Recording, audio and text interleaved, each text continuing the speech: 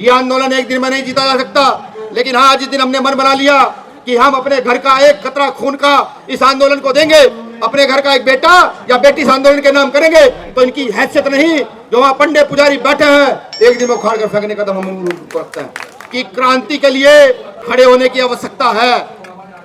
और ये भी समझ लीजिए कि अगर जीतना है तो अपना खून तो आपको देना होगा।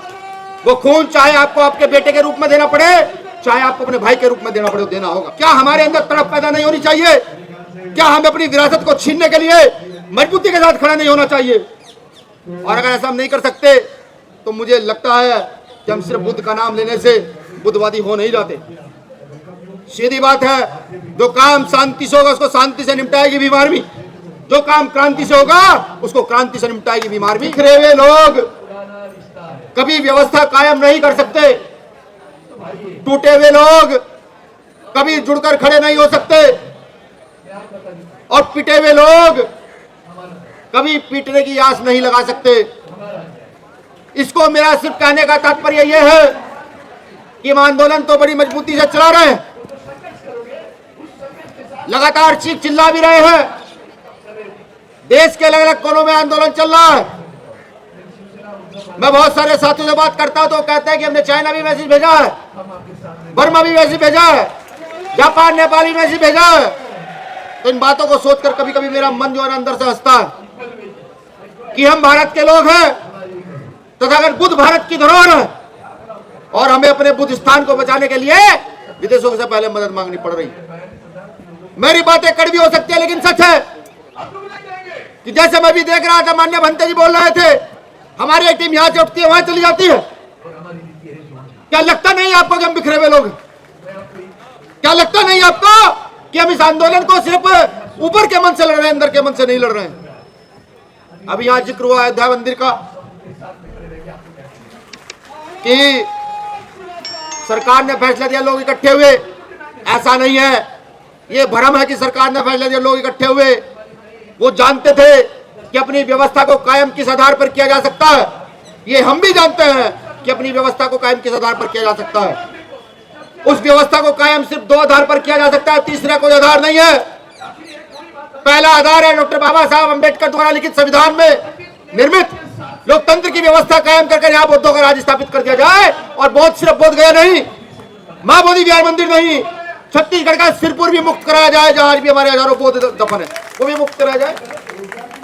और दूसरा तरीका है जो इस देश की प्रथा रही है, व्यवस्था रही है, जन आंदोलन के माध्यम से इतना बड़ा आंदोलन खड़ा किया जाए कि यहाँ की सरकारों के प्रशासन के चूड़ हिल जाएगी कौन लोग हैं। लेकिन हम नहीं कर पा रहे हैं। मैं एक आंदोलन याद करूंगा, यहाँ तमाम साथी बैठे हैं, यहाँ शंभू भाई भी उस आंदोलन के साक्षात प्रमाण है, हमारे साथी नागपाल जी प्रमाण और तमाम साथी यहाँ खड़े हैं। ये यहाँ गुरु रविदास आंदोलन हुआ, गुरु घर तोड़ा गया और गूंज उठी इस देश के अंदर।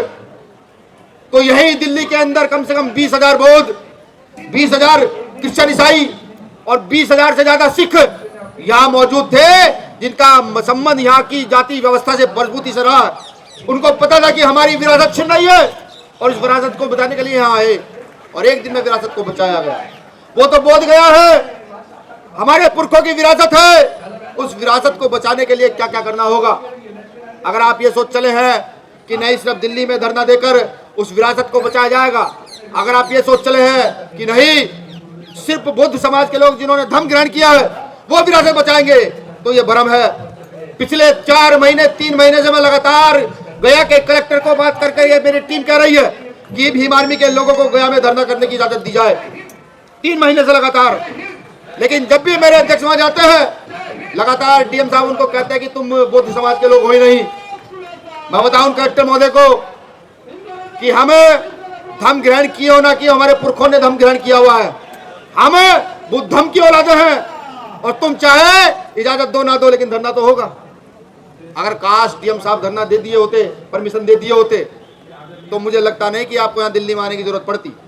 बिहार के गया में इतना बड़ा तांडव किया जाता कि बिहार सरकार के साथ साथ प्रदेश राज्य की देश की सरकार भी याद रखती कि इतने सारे लोग लाखों लाख कहां से निकल कर आए हैं।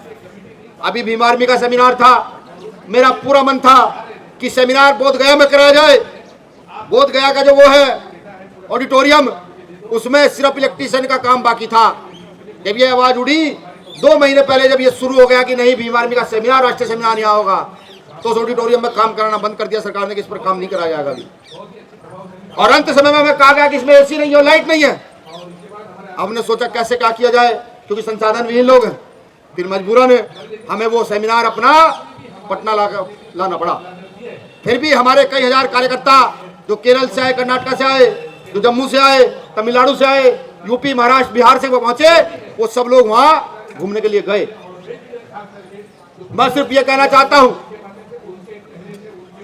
कि क्रांति के लिए खड़े होने की आवश्यकता है। और ये भी समझ लीजिए कि अगर जीतना है तो अपना खून तो आपको देना होगा। वो खून चाहे आपको आपके बेटे के रूप में देना पड़े, चाहे आपको अपने भाई के रूप में देना पड़े, देना होगा। मेरे आज भी राजा वैद्यनाथ याद है कि जिसकी हत्या कर यहां से इस देश से बौद्धों का राज समाप्त किया गया, वो मेरे आज भी याद है। जब जब रात को कभी याद करता, वो याद आता है मंजर, तो मुझे ऐसा लगता है कि जैसे मेरे दादा परदादा के सीने में खंजर गाड़ा गया, वो याद आता है। और क्योंकि भीम आर्मी के लोग हैं, पूरा देश से कहता है कि अग्रेसिव है साहब, अग्रेसिव से पहले पढ़े लिखे लोग हैं, सिस्टम समझते हैं, जानते हैं, फिर जाकर किसी लड़ाई में अपनी टांग को डालते हैं। जब यह आंदोलन शुरू हुआ तो चंद्रशेखर आजाद जी ने सबसे पहले जाकर के पार्लियामेंट में से आवाज को बुलंद करने का काम किया कि वहां पर ऐसा अत्याचार हमारे लोगों के साथ हो रहा है। मैं जब वहां गया, बोध गया मैं, तो एक मेरी बहन ने मुझे कहा, बहन ही मैं कहूंगा, हालांकि वो चीवर धारण किए हुए थी, कि भाई यहाँ बहुत गलत गलत काम होते हैं, ऐसे ऐसे काम होते हैं जिनकी हवा भी बाहर नहीं जाती, जिनका जानकारी भी बाहर नहीं जाती है। क्या हम लोगों को इस बात को सुनकर दुख नहीं होना चाहिए? क्या हमारे अंदर तड़प पैदा नहीं होनी चाहिए? क्या हमें अपनी विरासत को छीनने के लिए मजबूती के साथ खड़ा नहीं होना चाहिए? और अगर ऐसा हम नहीं कर सकते तो मुझे लगता है कि हम सिर्फ बुद्ध का नाम लेने से बुद्धवादी हो नहीं जाते। सीधी बात है, जो काम शांति से होगा उसको शांति से निपटाएगी भीम आर्मी, जो काम क्रांति से होगा उसको क्रांति से निपटाएगी भीम आर्मी, किसी हाल पर भी पीछे हटने का काम नहीं करेगी। मैं ये जानता हूं मेरे इन शब्दों से बहुत सारे लोगों का आघात पहुंच रहा होगा, बिल्कुल पहुंच रहा होगा, क्योंकि मैं जब जगह जगह जाकर घूमा, मैंने देखा कि जो बातें मैं 5वीं क्लास की किताबों में, 4थी क्लास की किताबों में पढ़ा करता था, वो तो बौद्ध राजाओं ने यहाँ कलाकृतियों के रूप में स्थापित की हुई है। जब मैं सिरपुर गया तो मैंने देखा, जब मैं औरंगाबाद गया तो मैं देखा, जब मैं वैशाली गया तो मैंने देखा कि वो सब अंकित है, लिखा हुआ है। फिर हम अपनी विरासत को लड़ने के लिए पीछे क्यों हैं?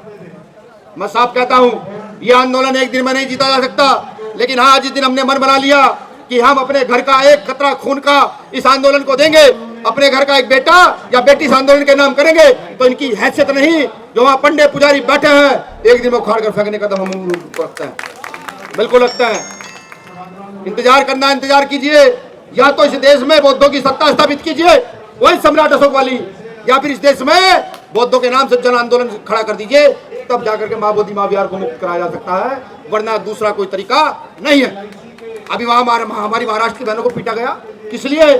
जय भीम नमो बुद्धाय कहने पे कोई एफआईआर दर्ज नहीं, किसी को कोई फर्क नहीं पड़ा। क्यों? अगर वहां इसको मानने वाले, धर्म को मानने वाले लोग जाएंगे, उनके साथ अभद्रता होगी तो कोई कहने वाला नहीं है। आप समझिए, बिहार जहां इस विश्व का पहला लोकतंत्र गणराज्य स्थापित हुआ हो, बिहार जहां सबसे पहले तथागत बुद्ध ने महिलाओं को बराबरी का अधिकार दिया हो, महिलाओं को भिक्षुणी बनाया हो, बिहार जहां विश्व की सबसे बड़ी एजुकेशनल धरोहर हो, और बिहार आज इस कगार पर खड़ा है कि वहां आंदोलन करने के नाम पर लोगों का निकलना मुश्किल है। ये हमें समझना होगा। अगर ये आंदोलन वाकई जीतना है तो घर से घर जोड़ो, गांव से गांव जोड़ो, जाकर बताओ कि बुद्ध क्या है, जाकर बताओ अंबेडकर क्या है, जब ये आंदोलन होगा। और इसमें मुझे कहने में कोई गुरेज नहीं है, क्योंकि इस देश में बुद्ध को मानने वाले 75 से 80% लोग शेड्यूल कास्ट के हैं, कि शेड्यूल कास्ट के लोगों ने डॉक्टर बाबा साहब अम्बेडकर के कहे अनुसार तथागत बुद्ध को अडॉप्ट किया, और 10 से 15% लोग यहाँ बैकवर्ड क्लास के हैं। जब हम जाकर बैकवर्ड क्लास के लोगों में जब तक ये नहीं बताएंगे बुद्ध का आंदोलन तुम्हारा आंदोलन है, तब तक बात बनने वाली नहीं है। जैसे मैं याद करूं, यहाँ जब मंडल कमीशन लागू हुआ तो यहाँ पर मनुवादी व्यवस्थित लोगों ने हमारे लोगों पर कमंडल यात्रा निकाली थी, ना पढ़ा तो पढ़िएगा। तो ये वही दौर है जब आपका युद्ध शुरू हो रहा है, आपकी मांग शुरू हो रही है, तो बिहार में हमारे लोगों को तैयार कर हमारे ऊपर लाठीचार्ज कराने का काम कर रहे हैं। ये काम वो कर रहे हैं अगर इससे निजात पानी है, इससे निजात पाने का एक ही तरीका है कि घर घर जाकर, झोपड़ी झोपड़ी जाकर, खोपड़ी खोपड़ी जाकर के बुद्ध धम्म का प्रचार किया जाए, बताया जाए कि धम्म है क्या। जब तक ऐसा नहीं होगा मुझे नहीं लगता कि सफलता मिल पाएगी। मैं भी आप लोगों से, जो क्योंकि आज यहाँ सीनियर साथी बहुत सारे हैं, माफ़ी भी चाहता हूँ क्योंकि मेरे कुछ अग्रेसिव शब्दों से आपको आघात जरूर पहुँचा होगा। आप सोच रहे होंगे कि भीम आर्मी का राष्ट्राध्यक्ष क्या क्या कह रहा है, लेकिन जो मैं कह रहा हूँ, जो मुझे लगता है, जो मैंने महसूस किया, जो मैंने सम्राट अशोक के बाद पढ़ा, जो मैंने सम्राट अशोक के साथ साथ और अपने बौद्ध राजाओं के विषय में पढ़ा, उनके पतन के विषय में पढ़ा, जब मैंने अपने पिछले आंदोलन के विषय में पढ़ा, जब उनके पतन के विषय में पढ़ा, दलित पैंथर DS4 के विषय में पढ़ा और उनके पतन के विषय में पढ़ा, तो मेरी समझ आ गया कि दो ही ताकत है यहाँ लड़ने की, या तो जन आंदोलन में इस आंदोलन को तब्दील कर दो या देश में अपनी शासन सत्ता खड़ी कर दो। तीसरा कोई तरीका नहीं है, बिल्कुल नहीं है। शुक्रिया, आप सब लोगों ने मुझे सुना। माननीय बंदे जी, एक मैं वादा करूंगा, मैं ये नहीं कहूंगा कि आज ही BT एक्ट को रद्द करा दिया जाएगा, लेकिन हाँ, BT एक्ट रद्द कराने में जितनी क्षमता, जितनी ताकत भीम आर्मी के पास है, उस ताकत का प्रयोग करके एक दिन BT एक्ट को रद्द जरूर कराया जाएगा। एक निवेदन मैं और करूंगा, क्योंकि मैंने पहले कहा हम संसाधनहीन लोग हैं। आप बोध गया के मैदान पर हमें टेंट लगा कर दे दीजिए और 10 दिन का खाने की व्यवस्था कर दीजिए। बस एक टेंट लगा कर दे दीजिए और 10 दिन की खाने की व्यवस्था कर दीजिए। 11वें दिन समाज से कैसे मांगना है वो हम जानते हैं। मैं लिख कर देता हूं, अगर वो आंदोलन वहां से 10 साल में उठ ले, जब तक BT एक्ट रद्द नहीं होगा तब तक उस आंदोलन को चला कर रखा जाएगा।